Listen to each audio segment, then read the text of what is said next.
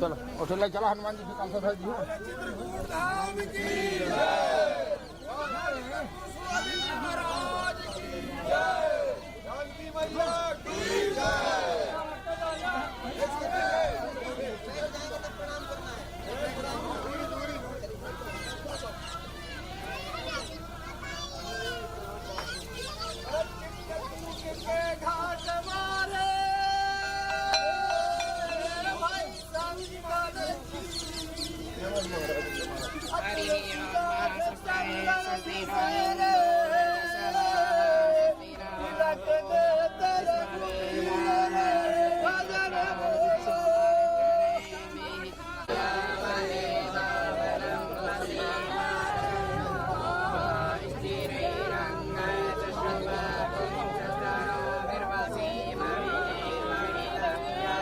भाई थोड़ा सा हाँ माता राम को थोड़ा साइड कर दीजिए, महाराज जी है ना।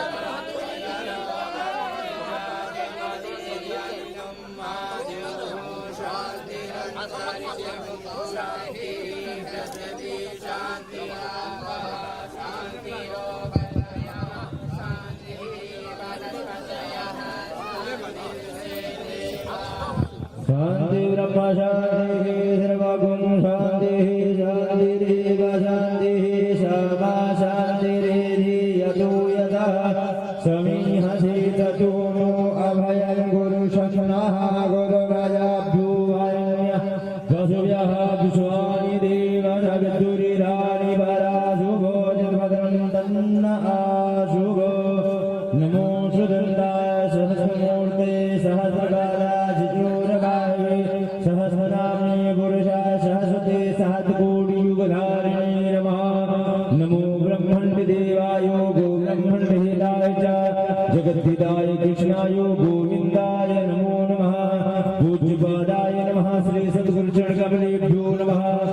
ॐ गं गन्धर्वाय स्वामीन्द्रस्वामी कामोपदे सोमो राजा विद्वानक्षमालमुच्यतो चन्दनं समर्पयामि। पूज्यपादाय नमः। श्री सद्गुरुचरणकमलेभ्यो नमः। पुष्पं पुष्पमाल्यां समर्पयामि। माल्यादीनि सुगन्धीनि मालत्यादीनि वैभ्रुः मया हतानि पुष्पाणि पूजार्थं तद्गृह्यता।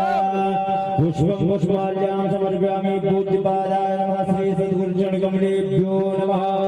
बोलिए पूज्यपाद श्री सद्गुरुदेव भगवान की। श्री लक्ष्मी नारायण भगवान की।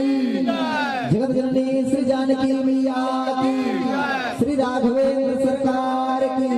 श्री हनुमान जी महाराज की। चित्रकूट परम धाम की। श्री पूज्यपाद जगत गुरु श्री स्वामी जी महाराज की। आइए हम सब मिलकर के आरती करें। सब लोग वहीं एक मंडप में प्रणाम कर लें और वहीं से आरती सब लोग करेंगे एक करके जिनको आरती करना है। आचार्य जी आरती की थाल वहीं पे दिलवाइए। नहीं थाली उठाइए। हाँ तो वहाँ पे खड़े सब लोग कर लेंगे।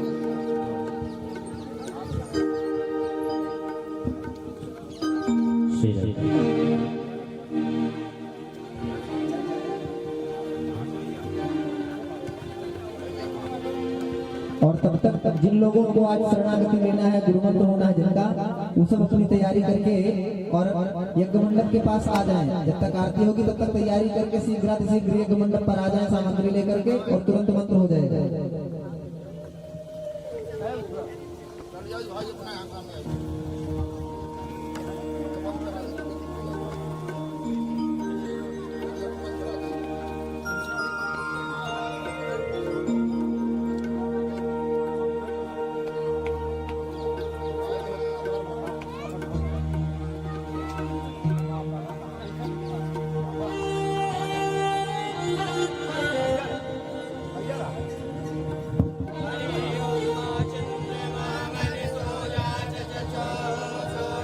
अजायत श्रोता द्वायुश्च प्राणश्च मुखात् अग्निरजायत इदगं हरि प्रजननं मे स्तुतसवीरं सदागणं आत्मसंयम या सखि वसु सखि लोक शशुनभय सनिः प्रजामहुरामे करोद्गमनं वयोरेको अस्मात् सुदत्तो जय गुरुदेव दयामि गति ओम आरती गुरु महारती भक्ति ज्ञानी आरती गुरु भगवानी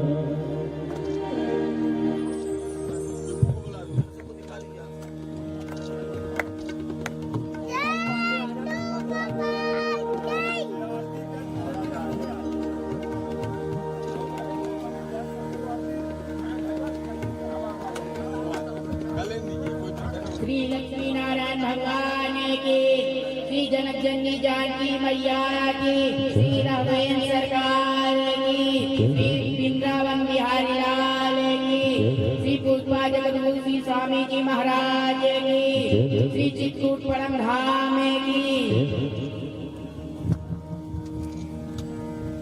सब लोग बैठ जाए अपने स्थान पर।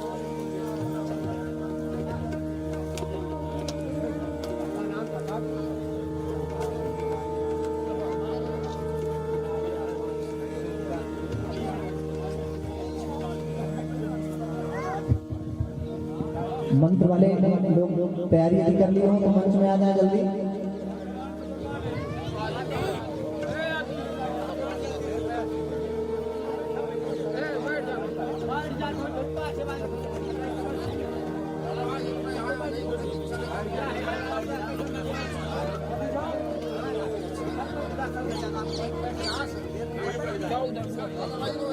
यहाँ भेज दी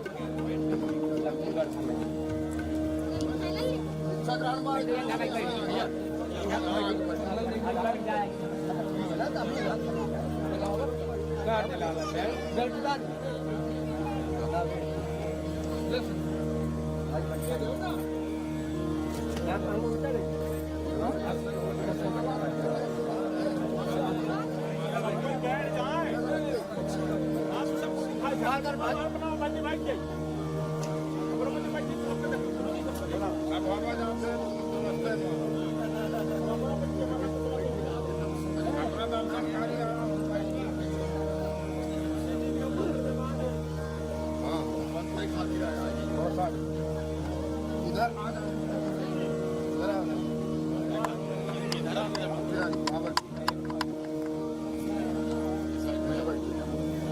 अकेले ना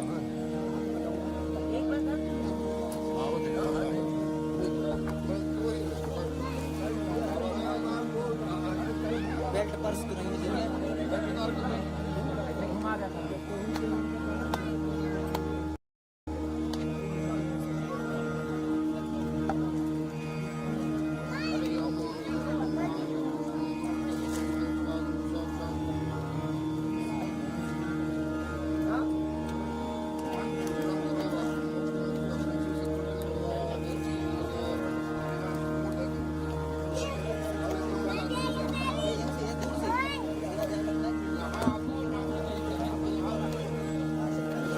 लल्ला इधर आओ, तुम इधर आओ।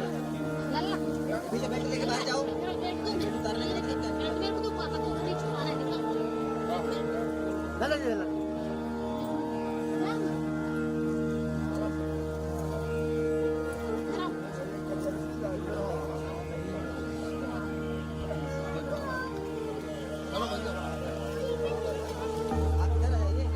पकड़ ले बिटिया ना कहीं कर देना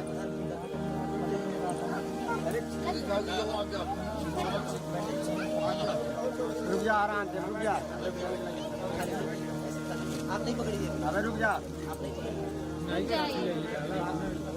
बहुत अच्छी तरह बिटिया बिटिया बिटिया डांस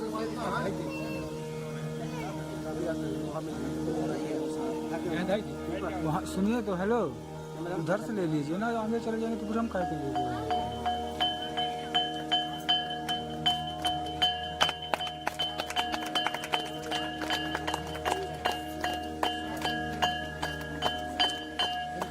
उधर से इधर आ जाओ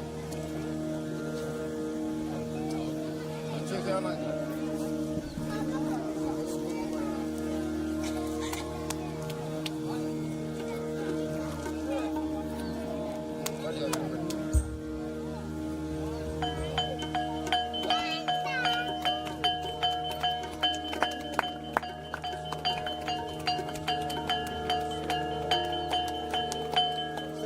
जननी जानकी मैया की जय सरकार की जय जगतगुरु श्री स्वामी जय जय का जय जाके सामने बैठे मंत्र का स्मरण करते रहिए चलो प्रसाद ले धन्यवाद करो ना मंत्र वाला नीचे से नहीं करो और जमीन में करो तो और अच्छा है बहुत होता है कि तुरंत ना किया आज कुछ ना हो समझ के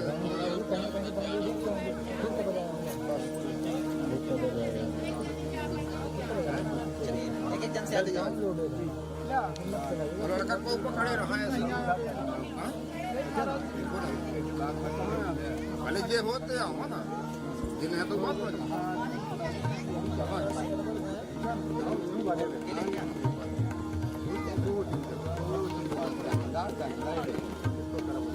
जो कोई हो तब तक हमको भेज देना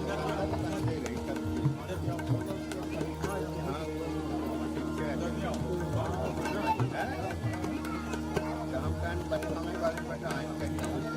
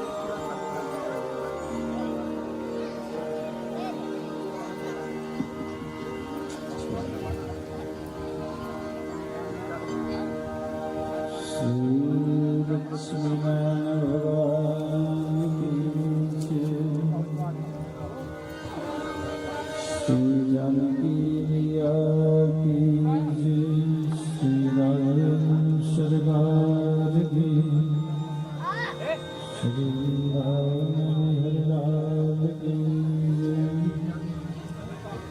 श्री हनुमान जी महाराज की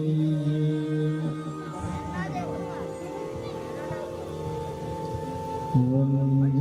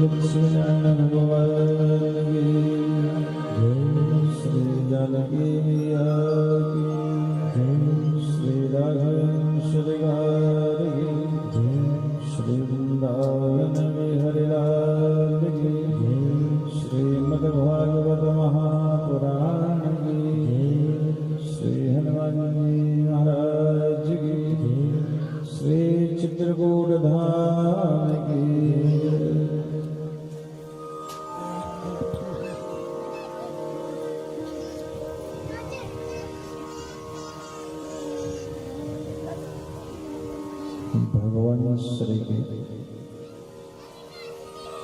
अनुग्रह कृपा श्रीमद् भागवत रूपी ज्ञान गंगा के प्रवाह में डुबकी लगाने का एक सुंदर अवसर आप सभी को प्राप्त हो रहा है। श्रीमद् भागवत में ये कहें कि प्रारंभ से लेकर के विराम तक बहुत से पार्षद और बहुत से पात्र श्रीमद् भागवत में और सामान्य उच्च कोटि के साधक और कुछ ऐसे साधक जो त्रेता में भी हैं, सतयुग में भी हैं और द्वापर में कुछ ऐसे पात्र हैं श्रीमद् भागवत में जो तीन युगों में जिनकी चर्चा है। उसमें ऋषि मुनि महात्मा ये भगवान के सभी पात्र और सेवक। राजा परीक्षित जो श्रोता के रूप में बैठते हैं, श्रीमद् भागवत ज्ञान गंगा में डुबकी लगाने के लिए वो भी भगवान के पार्षद ही हैं, पात्र ही हैं। अब ये है कि भगवान किनको कहाँ बिठा रहे हैं और किनके माध्यम से समाज को, भजन मानस को, भक्त को कुछ दे रहे हैं। राजा परीक्षित ने पूछा आचार्य जी से कथा कहाँ पर चले, तो उन्होंने कहा कि सुखदेव जी महाराज का आगमन होने वाला है और इसके पहले परीक्षित जी दुखी हैं और दुखी होकर के इस प्रतीक्षा में है कि कोई ऐसा महापुरुष मिल जाए जिससे हमें अपने अपराध से संत के चरणों में जो गलती हुई है उस गलती का प्रायश्चित। अच्छे जो लोग हैं या भक्त हैं या जिन्हें थोड़ा सा बोध है कि हम भव सागर में हैं, और भवसागर में हमारा आना जाना निरंतर बना हुआ है, एक के बाद एक के बाद एक, ऐसा संसार में हमारा चल रहा है। जैसे शंकराचार्य जी कहते हैं कि पुण्यपि मरणम, बार बार अवगमन हो रहा है। यह संसारे बहु दुस्तारे, कृपाए पारे पाही मोरारे। भगवान श्री की कृपा बन जाए तो संसार के आवागमन से छूट जाए, और छूट तब जाएंगे जब भागवत चरण मिल जाए, भगवान का सानिध्य मिल जाए, तो जो आने जाने का क्रम है उस आने जाने क्रम से मुक्त हो जाए। पुण्यपि मरणम पुण्यपि जन्मम पुण्यपि जन्मी जठरे शयनम, यह संसारे बहु दुस्तारे, कृपाए पारे पाही मोरारे। शंकराचार्य शैव है, लेकिन यहाँ पर भगवान श्री मुरारी, भगवान श्री नारायण की कृपा मानते हैं कि उनकी कृपा हो, उनकी छांव हो। तो राजा परीक्षित दुखी तो हैं, पर जो संत चरणों में गलती हुई है उसका प्रायश्चित हो जाए। जीवन में कभी कोई गलती हो रही है तो उपाय खोजें, प्रायश्चित करें, और यदि एक दूसरे से बताएंगे तो कोई में कोई माध्यम मिल जाएगा,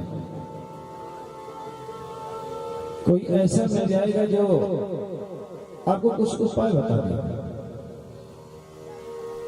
राजा परीक्षित अपने महल में प्रवेश करने के बाद में बहुत दुखी होते, और कहा जाता है कि महल के दीवार में सिर रख करके और ये मन में विचार करने लगते हैं कि जीवन में अच्छे कार्य भी हुए, जीवन में कुछ अच्छे भी नहीं हुए, पर इससे बड़ी गलती जीवन में हो नहीं सकती। सबसे बड़ी गलती जीवन में, एक बार आप भगवान के यहाँ कोई गलती कर दे तो माफ हो जाएगी, और कोई संत के यहाँ गलती करे, संत माफ नहीं कर दे तो भगवान माफ नहीं करे। भगवान अपने भक्त का अपमान नहीं देते, और भक्त की वाणी, भगवान कहते हैं ना कि अपना मान भले टल जाए, भक्त का मान न टलने पाए। तो भक्त की जो वाणी है, एक बार कुछ निकल जाए वो शब्द ही अमोघ होते हैं, शब्द अस्त्र होते हैं, शब्द ही बाण होते हैं, और शब्द ही उनके पुष्प होते हैं, शब्द ही उनके वरदान होते हैं।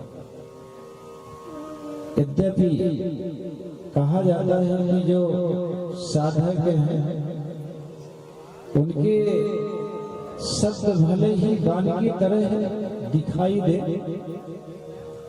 परंतु लास्ट में वो पुष्प ही बनेंगे, वो शब्द पुष्प ही बनेंगे। क्रोध हो कि देवेश वरेण तुल्या, श्रेष्ठ जनों का क्रोध वर्तमान में अच्छा नहीं लग रहा। क्रोध है क्रोध में श्राप है और श्राप हो रहा है कि तुम कोई झाड़ी बन जाओ, कोई वृक्ष बन जाओ, कोई पत्थर बन जाओ,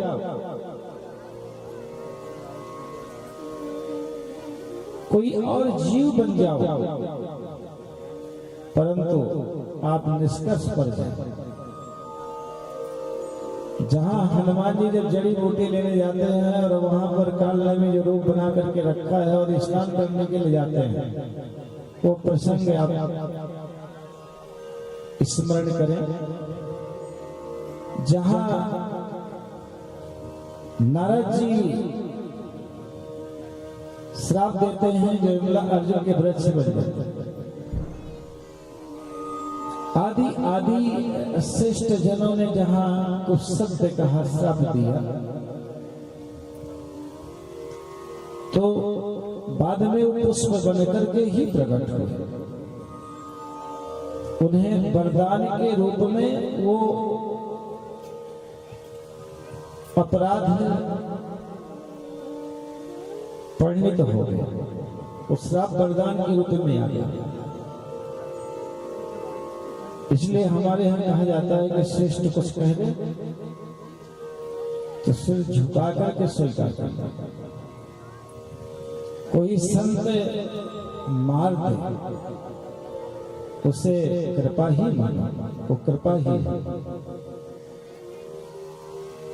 कुछ और कह दिया, गाली दे दिया, तो भी उसे कृपा मानो, इसलिए कि उसमें आपके प्रति ईर्ष्या बिल्कुल नहीं, वो आपसे ईर्ष्या नहीं मानता, वो तो निर्विकार है, निर्लोभ है, स्वच्छ है, पवित्र है और आपको देना चाहता है, देने की इच्छा रखता है।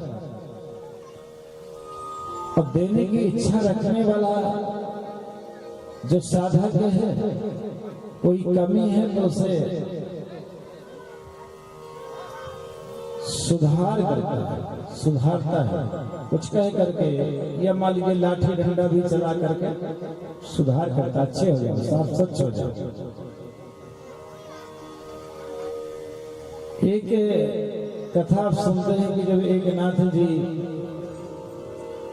उनके घर में कुछ संत जाते हैं, संत के स्पर्श मात्र से, एक नाथ पहले संत नहीं थे फिर संत हो जाते हैं। वहां पर आप कथा सुनते हैं श्रीमद् भागवत में अजामिल की, जहां कुछ संत महात्मा आते हैं और कुछ उपदेश करते हैं और उपदेश से एक बालक का जन्म होता है और उस बालक का नारायण नाम रखते हैं। कितना भी बड़ा अपराधी हो, कितना भी बड़ा पाप किए हो, पर यदि उसे संत शरण मिल जाए, कोई कथा की छांव मिल जाए, सत्संग मिल जाए, मानो जीवन में परिवर्तन हो जाएगा, जीवन सुंदर बन जाएगा। नाम तो अजामिल पुत्र का ही ले रहा है, दूरे किरण का सत्ता पुत्रम नारायण वयम, पर भगवान के पार्षद ही वहां जाते हैं। ये नाम का महत्व है कि यदि आप आर्त होकर के हृदय से भगवान के नाम का उच्चारण होता है तो भगवान तक वो आवाज पहुंच जाती है, जहां भगवान का क्षीर सागर महावैकुंठ में निवास होता है। भगवान वहां से अपनी कृपा करते हैं।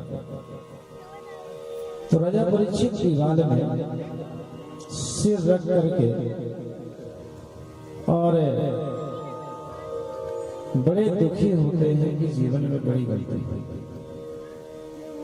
बहुत बड़ी गलती हुई, इससे बड़ी गलती, ये गलती क्षमा नहीं हो सकती।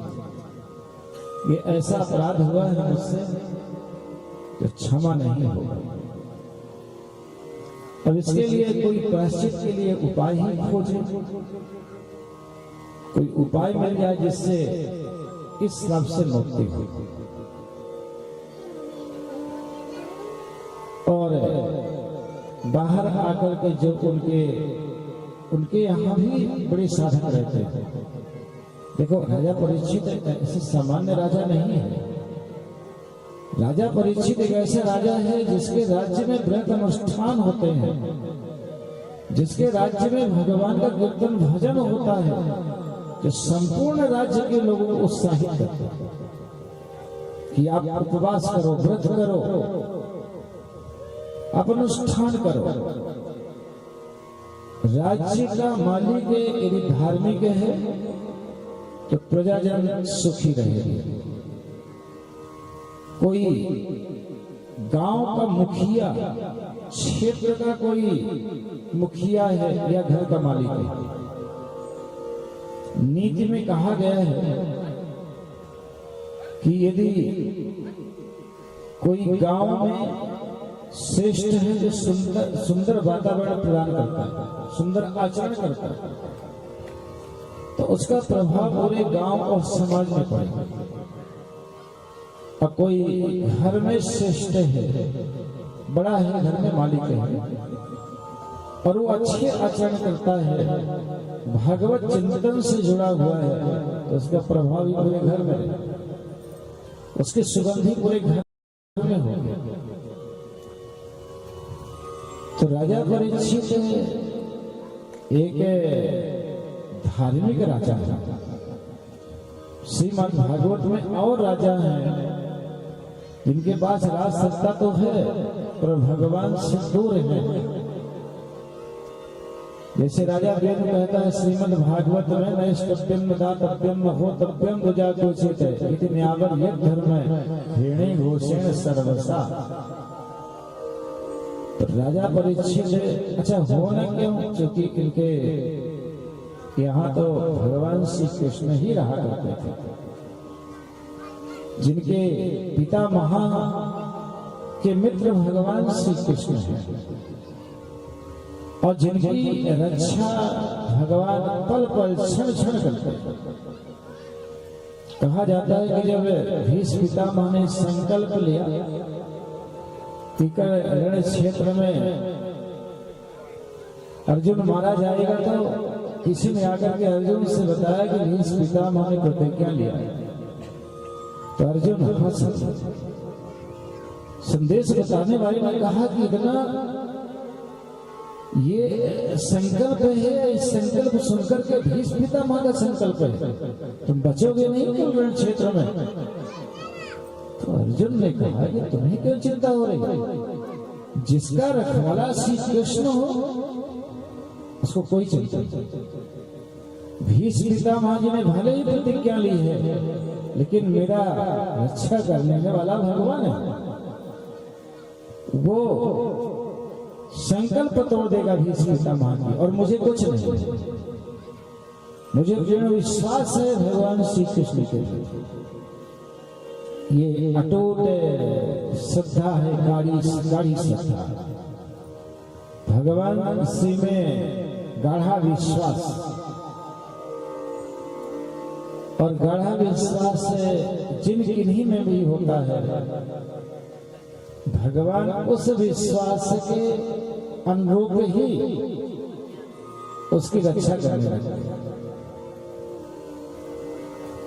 उसी कुल का परिचित है,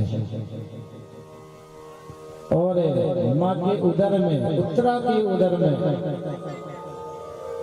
भगवान का दर्शन हुआ है। अश्वत्थामा का जब ब्रह्म अस्त्र आता है तो भगवान चक्र लेकर के स्वयं रक्षा करते हैं। तो छोटे से रूप को परीक्षित ने देखा था, और गर्भ में था, वो रूप बार बार आ रहा था, वो चक्र भी आ रहा था, चारों तरफ से घूम रहा था। अब परीक्षित बाहर आने पर भी वो भगवान का छोटा सा जो स्वरूप था, जो मुस्कान थी, जो चक्र की चमक थी, जो रक्षा कर रही थी, राजा परीक्षित वो याद कर रहा था कि माँ के मैं जब उधर में था तो भगवान स्वयं मेरी रक्षा करने के लिए आज चक्र लेकर उन्होंने हमारी रक्षा की।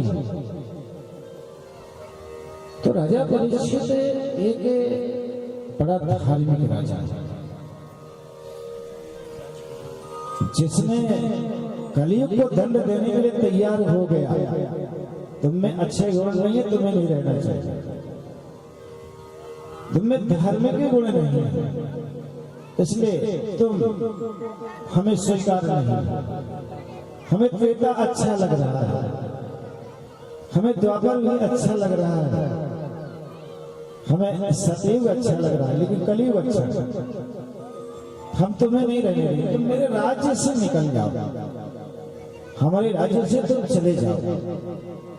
कलयुग ने कहा कि एक मुझ में बहुत अच्छा जो समाधि लेकर के खोए कंदराओं में उच्च चोटियों में जाकर के सफलताएं मिलती हैं, तो कलयुग में नाम मात्र में सफलता मिल जाएगी। कलौ केशव कीर्तनाथ, नाम लेने से वो फल मिल जाएगा। जब त्रेता में कंदराओं में घुस करके महात्मा लोग साधना करते हैं, वो फल कीर्तन करने से मिल जाएगा। ये हमारी विशेषता, कम मेहनत में ही भगवान की प्राप्ति होगी। राजा परीक्षित ने कहा कि तुमने ये तो विशेष गुण है। अन्य युगों में तो बहुत साधना के बाद में भगवत प्राप्ति, ईश्वर प्राप्ति होते हैं, और तुम में विशेष ये गुण है। बहुत क्षमा याचना किया, परीक्षित ने कहा ठीक रहो। ऐसा राजा है, ये राजा किसी संत के चरणों में अपराध करने वाला राजा नहीं है। ये राजा शुद्ध मार्ग पर चलने वाला राजा है। कभी कभी कहा जाता है कि जीवन में अच्छे से अच्छे व्यक्ति से गलती होती है। अच्छे से अच्छा व्यक्ति कभी कुछ बोल देता है जो उसके अनुरूप नहीं होता। कभी कभी लोग आश्चर्यचकित भी होते हैं, इतना अच्छा आदमी ऐसे कैसे शब्द आ गया। ये शब्द उनके नहीं, क्योंकि ऐसे शब्द का वो अभ्यासी नहीं, ऐसे शब्द वाचन नहीं करता। और परीक्षित के भी जीवन को देखा जाए तो ऐसा लगता है जैसे परीक्षित ये अपराध नहीं कर सकता। ये अपराध परीक्षित से नहीं होना चाहिए।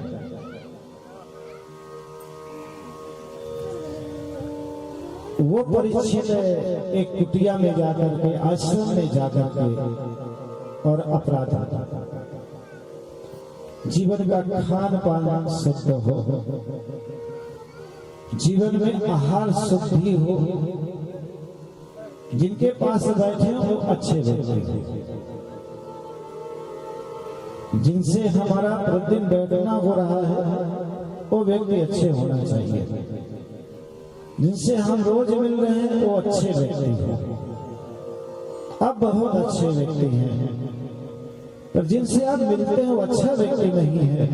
कुछ दिन के बाद में आप भी अच्छे नहीं रह जाएंगे, क्योंकि आप जिनसे मिल रहे हैं वो अच्छे नहीं है। मार्कंडेय पुराण में लिखा है, संगा सर्वात गुणा त्याज्य सचेत तुम तो सत्य सासंधि सकर्तव्य सताम स्वयं गजब। यदि संग ठीक नहीं मिला तो संग दोष आएगा। जिस व्यक्ति के पास बैठेंगे, जैसा व्यक्ति होगा, जैसा वातावरण उसका होगा, वो प्रभाव अच्छे व्यक्ति में भी पड़ेगा। इसलिए जो अच्छे लोग होते हैं वो ऐसे लोगों को ढूंढते हैं जहाँ बैठने पर कुछ में कुछ प्राप्त हो जाए, कुछ में कुछ मिले, अच्छा मार्ग ही मिल जाए, अच्छा वातावरण मिले, इसके लिए वो प्रयासरत होते हैं। वो बहुत दूरी तक की यात्रा भी कर लेते हैं। उन्हें पता चलता है कि फलानी जगह एक अच्छा वातावरण है, अच्छे कुछ शब्द आएंगे, एक झरना है, झरना के पास बैठेंगे, वो शब्द झरना है, ज्ञान झरना है, उस ज्ञान झरना के पास बैठेंगे, कुछ बूंदे तो आएंगी हमारे पास। वो जब प्रवाह बहेगा तो मेरे होकर के बहेगा, हो सकता है उस प्रवाह में हम भी आ जाएं, कुछ हमारे जीवन में भी प्रभाव पड़े उसका, उस प्रभाव का। इसलिए दूरी तक की यात्रा करते हैं तो झरना के पास बैठने के लिए बैठ जाता है। तो जो अच्छे लोग हैं तो ऐसे ढूंढते रहते हैं कि उस जगह मिल जाए। और श्रीमद् भागवत में वही पात्र है।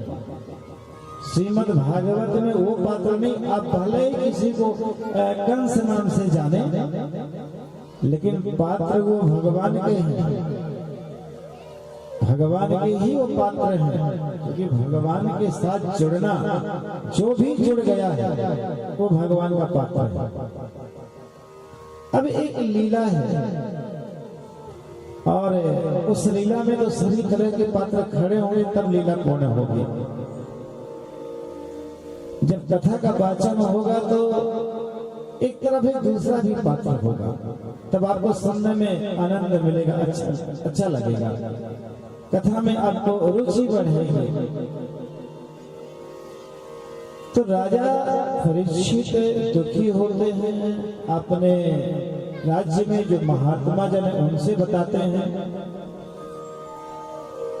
और दुखी होकर के बाहर बैठ जाते हैं। अन्य संत महात्मा भी बैठ जाते हैं।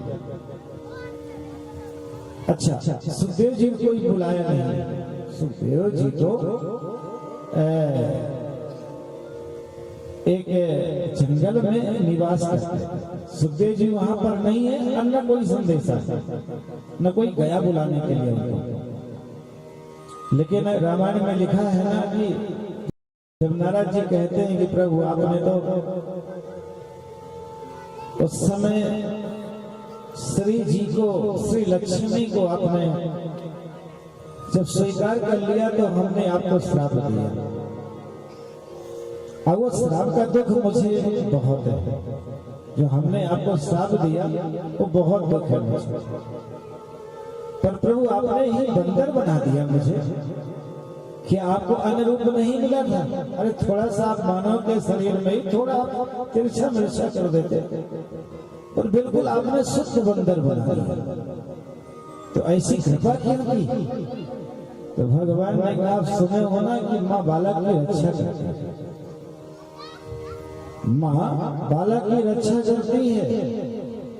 बालक रोने लगता है, जैसे अग्नि जलती हो, अग्नि जलती के तरफ बालक बढ़ता है, तेज देख करके बालक उधर जाता है और माँ पकड़ लेते तो बालक रोने लगता है।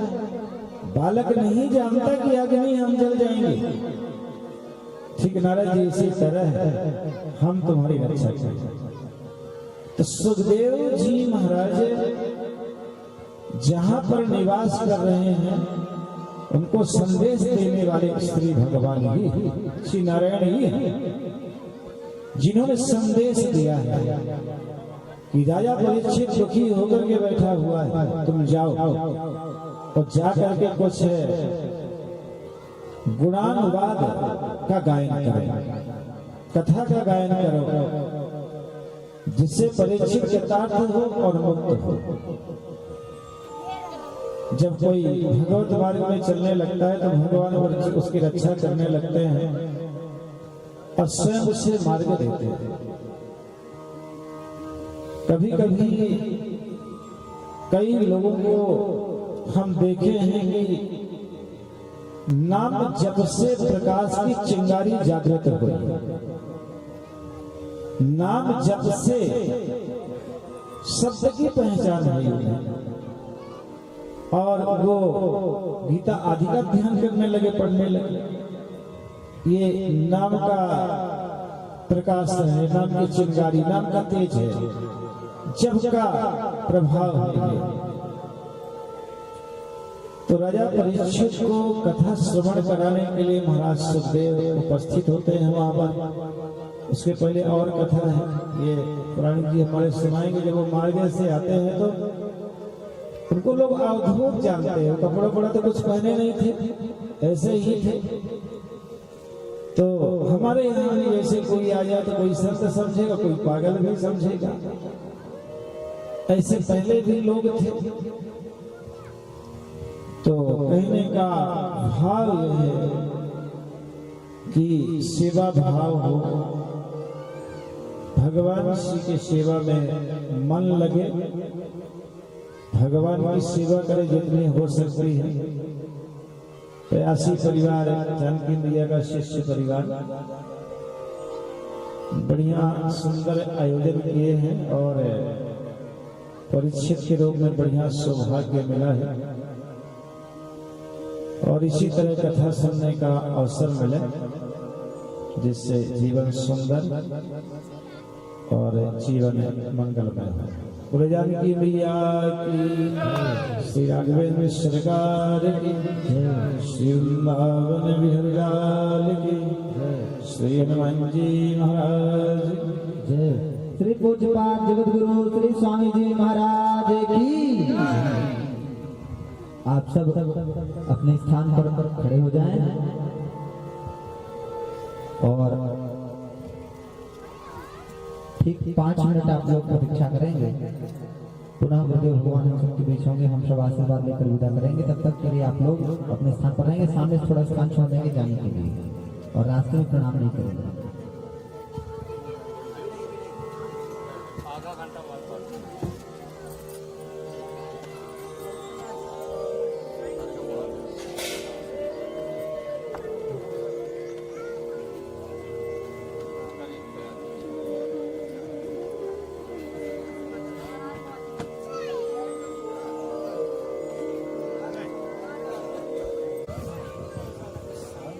श्री लक्ष्मी नारायण भगवान की, श्री जगतजननी जानकी मैया की, श्री राघवेंद्र सरकार की, श्री हनुमान जी महाराज की, श्री पूज्यपाद जगत गुरु श्री स्वामी जी महाराज की। अब जिन लोगों को प्रणाम करने आना है एक एक करके आके यहीं से सब लोग गुरुदेव भगवान को प्रणाम करेंगे, उसके बाद विदाई को करना। हाँ, जिन लोगों को प्रणाम करना है अपना अक्षत पुष्प निवेदित करना है, एक एक करके आएंगे और यहाँ से प्रणाम करेंगे सब लोग और यहीं अपना अक्षत पुष्प भेंट कर देंगे। एक एक करके जाएं, हाँ एक एक करके आ जाए सब लोग और सब लोग प्रणाम करना।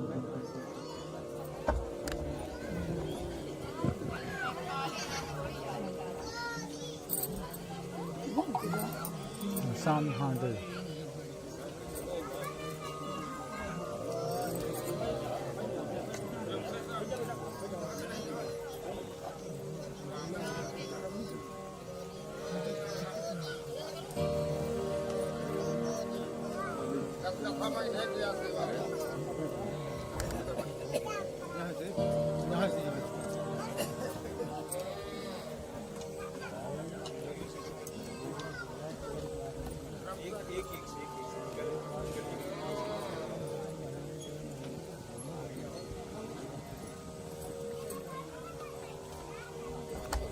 माता राम अपने बैठ जाइए।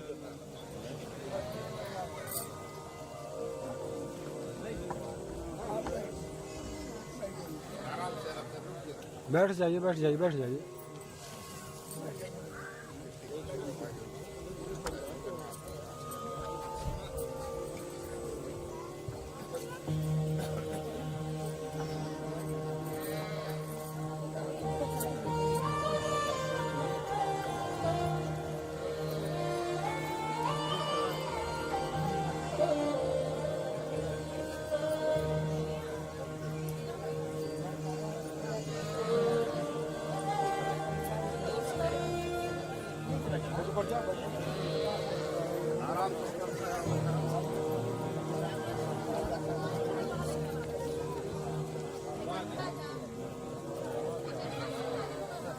बैठ जाइए गुरुवार।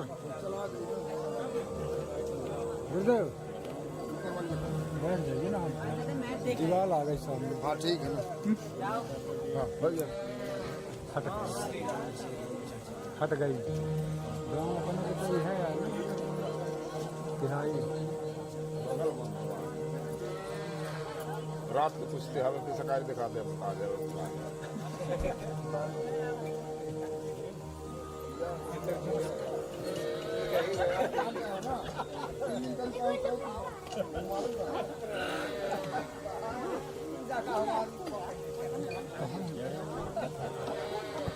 ना।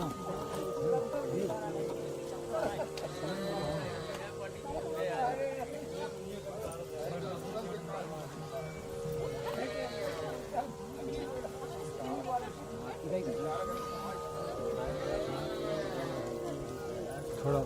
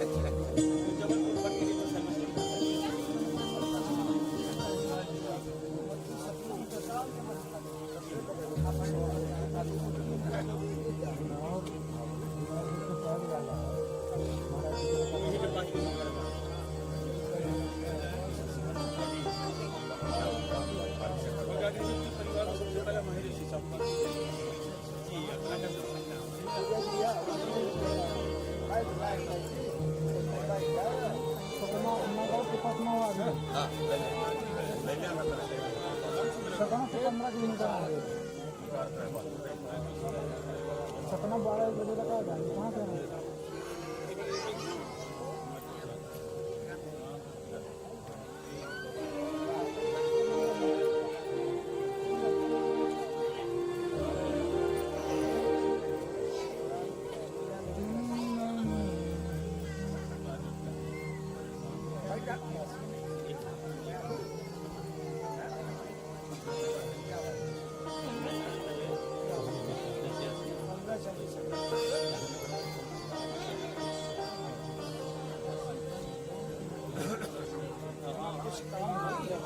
मैसेज करेंगे।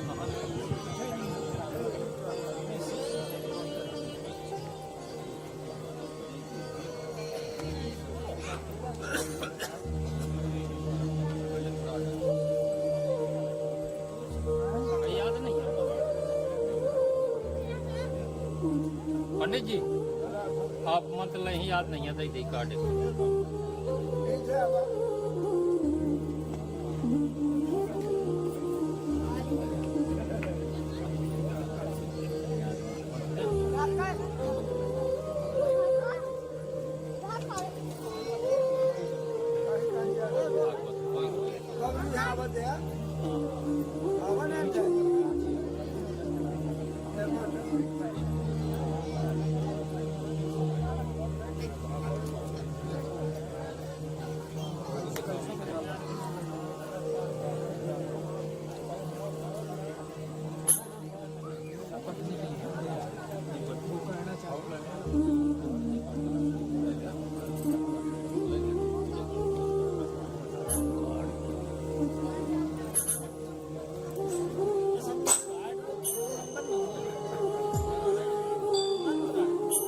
मंत्री आए मुझे नहीं दिखा दिया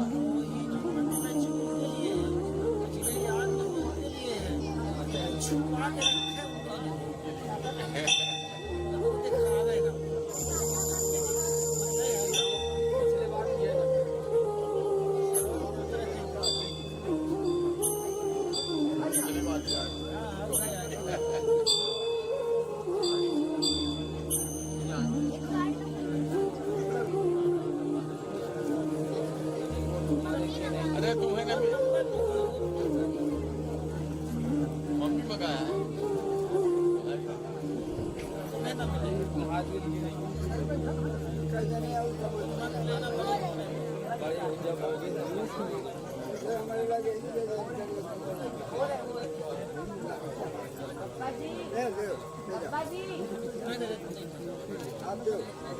वो दे के हटा रखे ये मंथली हूँ कदाई नहीं हाँ हाँ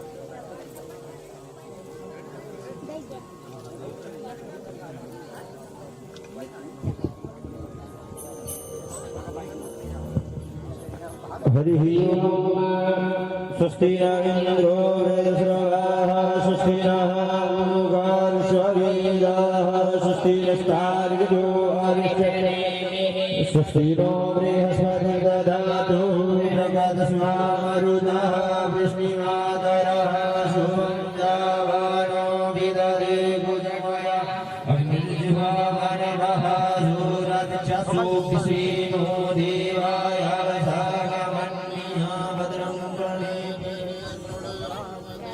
श्री जगजननी मैया की जय, पुष्पा स्वामी महाराज की जय हो, परम धाम की जय हो।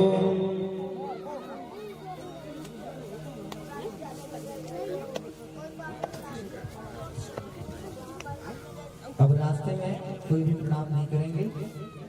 अभी जिनको प्रणाम करना है यही कर ले हाँ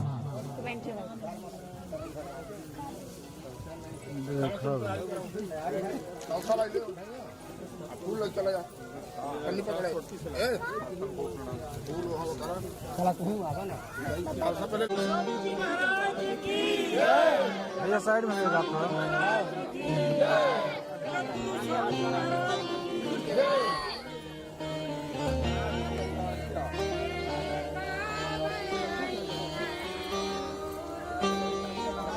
साइड हो। अरे यार आप ही आ जाएंगे कैमरे में, महाराज जी आएंगे ही नहीं, क्या मतलब फिर।